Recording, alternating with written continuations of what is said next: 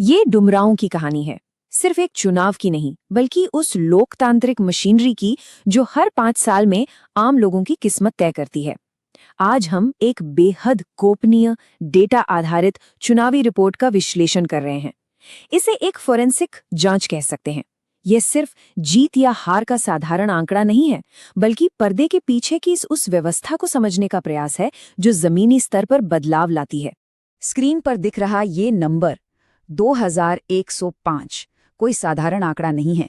3 लाख से ज्यादा मतदाताओं वाले एक विशाल निर्वाचन क्षेत्र में ये वो रेजर थिन अंतर था जिसने पूरी बाजी पलट दी। सिर्फ 2000 से कुछ अधिक वोटों ने एक निवर्तमान प्रतिनिधि की किस्मत का फैसला कर दिया।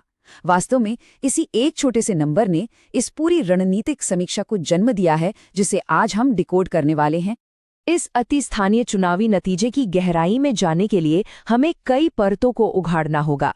हार के सूक्ष्म कारणों से लेकर ऐतिहासिक रुझान, वोटों के गणित, वित्तीय असमानता और सबसे महत्वपूर्ण जमीन से जुड़ी उन शिकायतों को समझना होगा जो वोट में बदलती हैं। और अंत में देखेंगे भविष्य की वापसी का एक स्पष्ट ब्लूप्रिंट।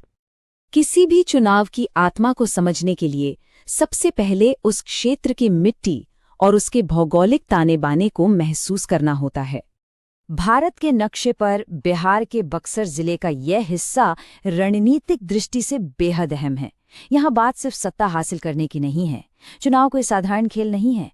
ये संवैधानिक मूल्यों, आम लोगों की गरिमा और भारी जिम्मेदारी के साथ किए गए एक सूचित सार्वजनिक संवाद का प्रतीक होते हैं। हमारा ध्यान यहाँ किसी व्यक्ति विशेष पर आरोप लगाने पर नहीं है, बल्कि उन व्यवस्थाओं और सिस्टमैटिक कारणों पर है जिन्होंने जमीन पर इस नतीजे को आकार दिया। अब इस क्षेत्र की डेमोग्राफी और ऐतिहासिक उतार चढ़ाव पर एक नजर डालते हैं। इस खेल के नियमों को समझे बिना आगे नहीं बढ़ा जा सकता।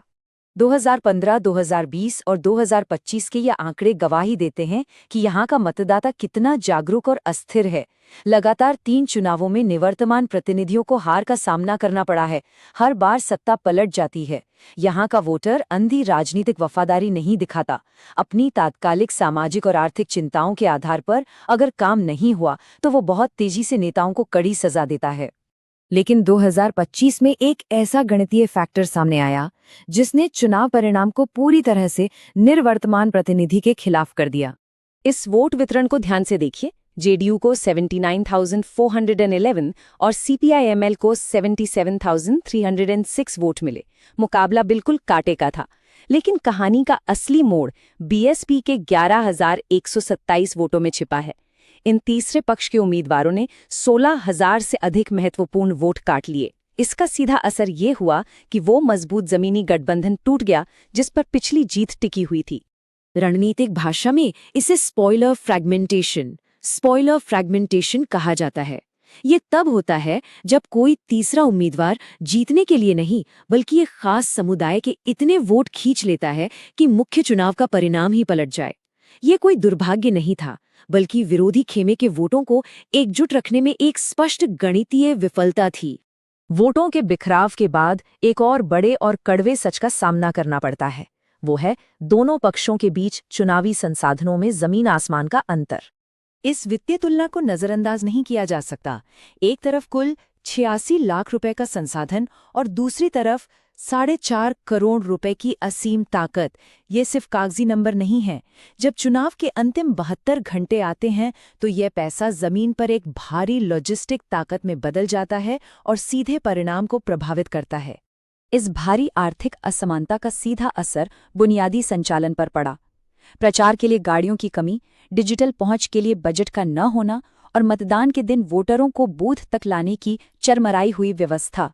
इसका मतलब ये है कि कैडर और मानव श्रम पर निर्भर रहने वाले अभियान को बिल्कुल अंतिम और सबसे अहम समय पर संसाधनों के अकाल ने पछाड़ दिया।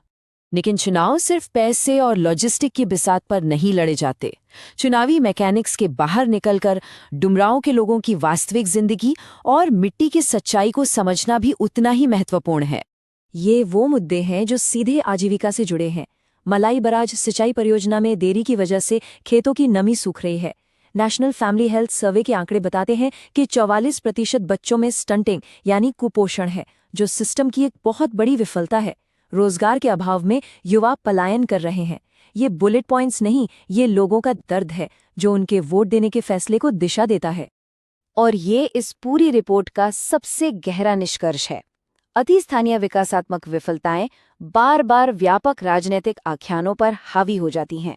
टीवी पर या राज्य स्तर पर विचारधारा की कितनी भी बड़ी कहानी बना ली जाए, लेकिन अगर गांव के किसान की नहर सूखी है और युवा बेरोजगार है, तो अंततः वही आक्रोश मतदाता का अंतिम फैसला तय करेगा। तो क्या इस स्थिति को पलटा जा सकता है? रणनीतिक समीक्षा का यह हिस्सा 2030 के लिए एक बेहद सुगठित और आगे की सोच रखने वाली रणनीति प्रस्तुत करता है। वापसी का ये 4 चरणीय खाका तैयार किया गया है। पहला है फाउंडेशन बनाना, यानी कृषि संकट को मुद्दा बनाकर जमीनी स्तर पर जुड़ना। दूसरा, स्वास्थ्य और कुपोषण पर सरकार की विफलताओं को उजागर कर नैरेटिव सेट करना। तीसरा है ग्राउंड एक्टिवेशन, जहां बूथ लेवल पर लोगों को एकजुट किया जाए ताकि वोट ना बटे। और चौथा है अंतिम दिनों का स्प्रिंट, जहां सीमित संसाधनों के बावजूद सटीक जवाब दिया जा सके।